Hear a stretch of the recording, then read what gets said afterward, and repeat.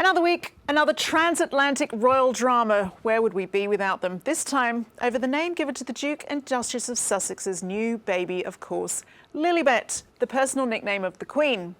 The Daily Mail's royal editor Rebecca English, who is at Highgrove, more on that in a minute, comes to talk to us through the origins of the row. Rebecca, what is going on? Well, when it was announced on Sunday that Harry and Meghan had welcomed the arrival of their baby daughter, their choice of name did raise some eyebrows because it was Lilibet Diana. The Diana part of the name was expected, but the Lilibet part definitely wasn't because, of course, it is the Queen's pet name. It is the name that her parents, her grandfather and her husband and very, very close family members of her generation call her. I think people would be less surprised if it had been Elizabeth, but Lilibet took people by surprise, and there's been a lot of commentary about this, whether it's just a little bit too intimate, whether it's a name that the Sussexes are hoping will very much establish the link between their daughter and the royal family. So there has been a little bit of cynicism about this. We've discussed the royals pushing back. Is their briefing the BBC a sign of that? I mean, absolutely, Joe. It is really significant. Of course, the BBC is the national broadcaster, and this idea that, you know, the Queen might not have been so forthcoming in giving her permission had been touched by some of our newspapers, including the Mail this week. But of course, the BBC has particular significance in national life. So when they reported that a palace source had said the Queen was never asked about whether she would be happy for them to use her nickname for their daughter, when they reported it first in their flagship Today news programme and then subsequently on their website and in later television bulletins, that really set the cat amongst the pigeons and produced an absolutely stinging response from the Sussexes. First through a spokesman saying that the Queen was the first person that they'd called and that they would not have gone ahead with naming their daughter Lilibet if she hadn't have been supportive. But then actually through their lawyers, they actually got their lawyers in the UK shillings to issue a legal warning describing the BBC's piece as defamatory and insisting that the allegations in it should never be repeated. And Rebecca, where do you think the truth lies in all of this? Well, of course, we don't know for sure whether this is a deliberate leak by Buckingham Palace or the royal family, or it's just a courtier gone slightly rogue because they're totally exasperated with the situation. But what's really interesting is when I've spoken to Buckingham Palace about it, they were very, very keen not to comment, but nobody was actually knocking down or disagreeing with what the BBC had to say. So I think that does add a lot of credibility to the BBC's report, and of course the BBC are absolutely standing by their story. I mean, if the Sussexes want to take it further, this could actually end up in court if they decided to go to court on the matter, as they have done with reports twice before, and in which case, you know, you've got the kind of very strange, I suppose, possibility that, you know, people could be asking the Queen in person for evidence in this case. I mean, who knows where this will go, whether the Sussexes will back down, or whether the BBC will back down, or whether they'll just, you know, both leave the fact they've made their points and try and let the matter settle. We don't know. Also, this row comes at quite a bad time on what would have been the 100th birthday of Prince Philip. Will the Queen be marking the occasion? I mean, certainly from my perspective, people I've been talking to since the news emerged on Sunday, people have been surprised about the choice of name because, as I say, it's just such a personal family name that is being used in such a public way now. You know, that's not to say they hadn't run it past the Queen, but certainly their decision has raised eyebrows.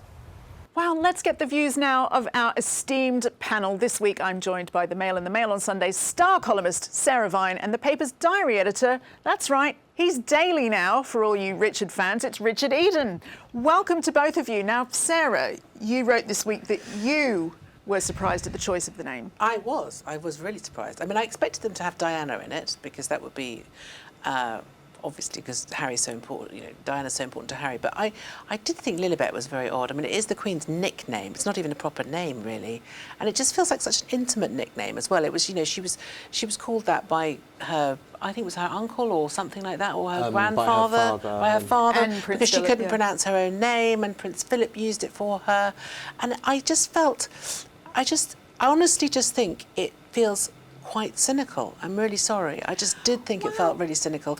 And a lot of people, in fact, a lot of readers emailed me to say they thought it was really shameless that they had done this to sort of deliberately almost sort of stamp the royal name on this child's head so that, you know, whatever else, however much they fell out of with the family. And I think a lot of people feel that on the back of all the things that they've been saying about the Queen, I mean, this was the same Queen, Lilibet is the same Queen that apparently was a lousy mother who, you know, passed on her lousy parenting skills to her son, who then became a lousy father, who was, you know, unsympathetic to Diana, who was unsympathetic to, you know, the plight of Meghan when she... And then you go and name your child after her. It just seems very odd. Being devil's advocate, it's such a sweet, cute, intimate name. Do you think they possibly meant it just as a sign of affection for the Queen? I'd absolutely love to think that that was the case. Yeah. I would absolutely love to think that was the case. But the trouble is, we've seen how these two have behaved over the past year or so, and I just don't, you know, my gut tells me no. I mean, I thought maybe, you know, Doria would have a sort of look in. I thought Doria would get a look in. Because, you know, she's been a huge support to her daughter, and, you know, amazing for her to have that name, you know, to have her name. I mean, Diana Doria sounds quite sort of fun, Dee, you know, but it's... Dior. Yeah, exactly. Yeah. I just think it's, you know, Archie doesn't have an obviously royal name. He was named when they were in the fold. You know, now that they're a bit perhaps worried about their currency, their royal currency being depleted, they've now given this child a name that isn't just associated with Elizabeth. It's Lilybet. No one else in the world, apart from the Queen, is known as Lilybet. No.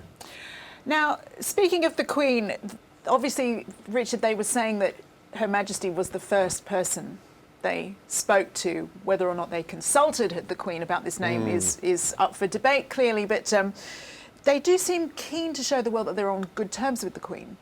Oh, definitely. They obviously know how popular the Queen is, and it does seem that they want to capitalise on that, really. You know, no name mentioned that it comes from Meghan's side of the family. They're both the royal names, Diana and Lilybet, and making great, you know, their spokesman made great play of this fact that they spoke to the Queen first. They rang her over the weekend, you know, the day or so after the birth, and who knows, this call could end up being the centre of a court case from what we hear now. What are they going to do? Are they going to call the Queen as a witness? I mean, that would be extraordinary if that... I mean, if you take it to its logical conclusion. I just can't believe it's going to go that far. But also, they trademarked lilybetdiana.com 2 days before they announced the name to the world. So somebody in their camp did that because no one else knew, did they? It's all very... Is that possibly to stop other people doing it? It is possibly to stop other people doing it, but actually, you know...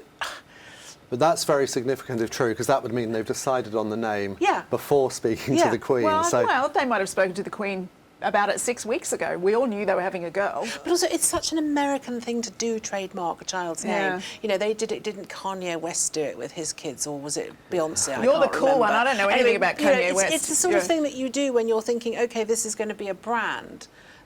And it does feel like branding, the Lilybet Diana thing, because it's branding this baby, you know. And also, Lilybet Diana itself is such a psychodrama in itself. It's like Diana and the Queen. That's Sarah, a Netflix series in itself, isn't it? So it could have been worse. Come on, they could have called her Princess Lilybet Diana, for example. Or they could have called her, I don't know, Lilybet Camilla. But do you know what I mean? I mean, there's a whole sort of, there's so much baggage in that name for this baby to take on. Why didn't they just call her, you know, something completely And remember, this is a couple who've made clear that they don't want their children to have public profiles. They've been very keen on privacy, and they've talked about how they want to have a life away from the camera. They've taken legal action against people who've taken photographs of Archie. And then on the other hand, you're giving them these names loaded with significance and royal connections. And that will fuel public discourse. Exactly. I guess all of that, what you're saying, points to the fact that they won't be coming back for the big public christening. Is that fair to say, to assume? I've no idea. I mean, I don't see why they would, to be perfectly honest. But you never know. You absolutely never know. They might wheel out the Queen. They might, insist that she can. I mean, I feel really sorry for the Queen.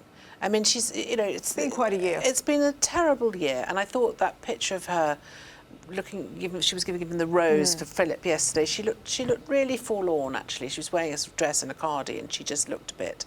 She looked lovely, but she did look a bit. I felt rather sorry for her. I'm sorry to say this, but I do think there's something rather abusive in the relationship between They are trolling, Harry and right. Meghan and the royal family, because it's that classic thing of 1 minute you're attacking them, you're saying the most unpleasant things, and the next you're sucking up to them. Oh, I'm naming my child after you. I mean, this is the institution that Harry and Meghan claims has almost ruined their lives and driven them to the brink of suicide and all this kind of stuff. I would have thought if that really was the case, the last thing you would do is to want to sort of, cement that forever in the name of your child. You just, you wouldn't, because how is this little girl, going to ever grow up? How is she ever, if she grows up and says, actually, I don't want to have anything to do with this royal family, she's always going to be named after the Queen. Lilibet Diana, it's in her very name. She has no choice in the matter. And I think that's, all of that together, that's, I think, why a lot of people think it's wrong, and they felt uncomfortable about it. Going back to this, did they ask the Queen or not? Call me old-fashioned, but I didn't realise that that's something you would have to consult the Queen about. Sorry. So I was just going to say, I mean, I think with... educate the Aussie yet again. No, I think if there's, a chance of that child becoming the monarch, or they're very senior members of the royal family, then you would have to consult, and it's important the Queen has some say. But when it's more junior members, like these children are extremely unlikely ever to be monarch, then it's less important. They've got a bit more freedom. That's why they can call them Archie or Lilibet. So presumably it's just a courtesy anyway.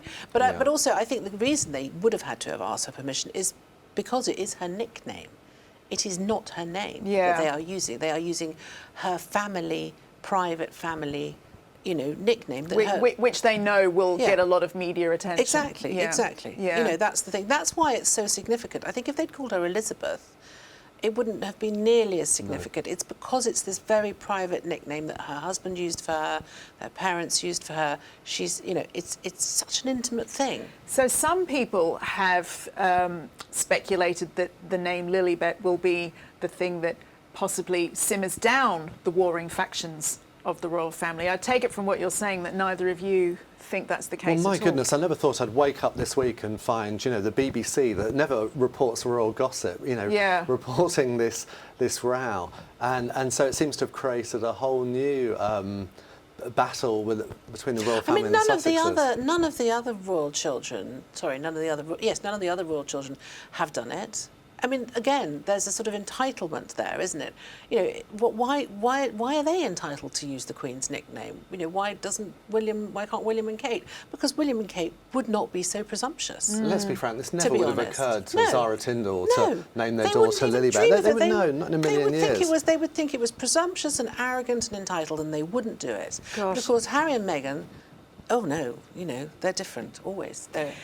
That's all we have for you on our YouTube show. But to see the rest of this episode, including some more fascinating royal revelations, head to www.mailplus.co.uk/royals or click the link on screen now.